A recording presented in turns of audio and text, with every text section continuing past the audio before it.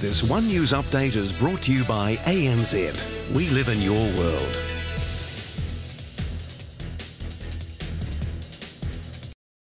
A march to mark 99 days of continued Occupy protest in Auckland has failed to generate support. Organisers of the Occupy New Zealand movement maintain people are still behind them despite a crowd of just 60 taking to the street. Ruthwyn Williams reports.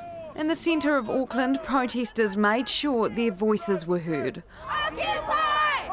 Occupying this major intersection for around 10 minutes. Today marks 99 days since the movement began here, a milestone for protesters who say they represent the 99%. Attracting first and foremost the disaffected of society, who may have mental health issues or a variety of things, but in saying that, we also have professionals. After fighting eviction in court, about a dozen people remain camped out in Aotea Square and in other occupations on Queen Street, Victoria and Albert Parks. Protesters remain on the streets of Wellington and Dunedin too. The 60 people who marched in Auckland, a long way from the 2,000 who protested when the global movement first reached New Zealand. Are you pleased with the turnout today? No. Organisers say their numbers are not dwindling, calling today's low turnout the result of poor communication within the group.